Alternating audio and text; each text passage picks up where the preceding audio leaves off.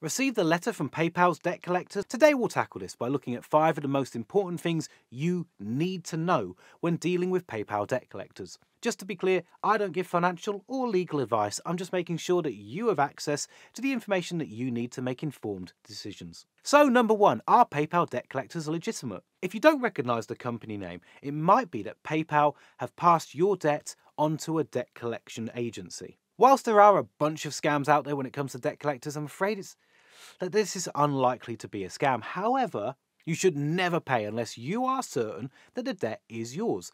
You're well within your rights to ask PayPal's debt collectors to provide proof that the debt is yours. So what happens if you ignore PayPal debt collectors? Well, your problem could escalate and become very serious. PayPal debt collectors do have the right to take court action against you. If you were to ignore court letters, then you could end up with a county court judgment, which could have a major impact on your credit score and your chances of borrowing money in the future. If you do get a CCJ and still don't pay, then this could ultimately result in bailiffs coming to your home to take your valuable items or even your car.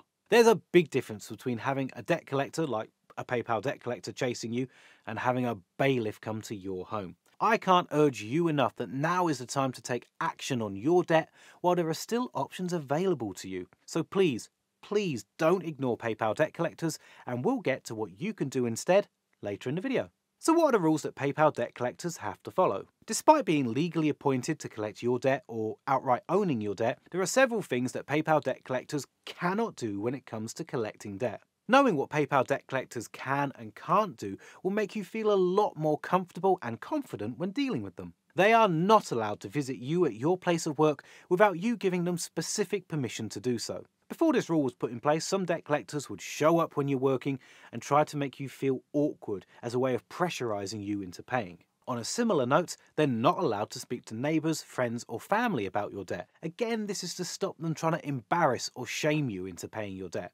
PayPal debt collectors can't contact or visit your home at unreasonable times of day. For phone calls, most people would agree that calls before 8 AM are too early and calls after 9 PM are too late. But your circumstances might be different. For example, if you work on a night shift. If you can't take calls at certain times, then tell them. They should keep a record of this and avoid calling you at these times. By the way, for home visits, the regulations say that debt collectors need to clearly explain the purpose and the intended outcome of the proposed visit, and to give you adequate notice of the date and the likely time of the visit. You're well within your rights to complain if they keep calling or keep visiting your home at times that you told them to avoid. Next, it's also good to know that they're not allowed to act in a threatening or an intimidating way. Also, they should never pressurise you into paying larger instalments than you can afford or hitting payment deadlines that are just impossible. The regulations say they're not allowed to pressurise you into selling your home or to take out more credit to pay back your debts. Also good to know, PayPal's debt collectors can't pretend to be bailiffs or enforcement agents. Unlike bailiffs, debt collectors can't force their way into your house or refuse to leave when you ask them to, and they are certainly not allowed to take any of your belongings or to clamp your car. Okay, so how long can you be chased for debt? Well, under the UK's Limitation Act of 1980, a creditor has 6 years to chase most unsecured unpaid debts, or 12 years for some mortgage debt. This limitation period starts from the time you last made a payment or when you last acknowledged the debt. Ultimately, debt collectors cannot enforce their debts through the courts after 6 years.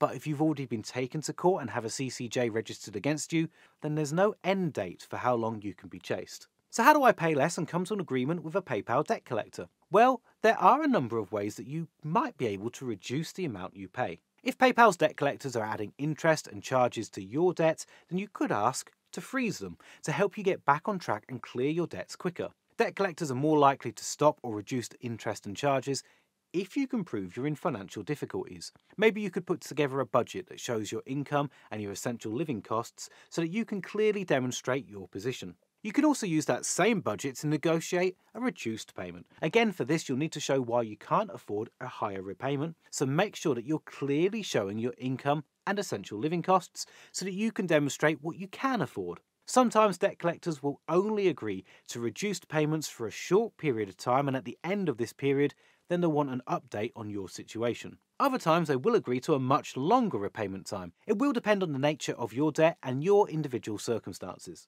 If you have the cash, you could make a final settlement offer. This is where you ask if they'll let you pay a lump sum instead of the full balance that you owe on the debt. In return for having a lump sum payment, some debt collectors will agree to write off the rest of the debt. These aren't the only options that are available in the UK, there's actually a bunch more. Some are free to use and others include fees, and each of them will have their own pros and cons. If you want to learn more about the debt solutions I mentioned, or you want to find out about other debt solutions that are available in the UK, then we've created a really great form that you might be interested in. Click the link in the description to get started and answer a few multiple choice questions like the total amount of your debt, how many people you owe, your living situation, and we'll connect you with one of our trusted partners so that you can find out more and start to take steps towards improving your financial situation.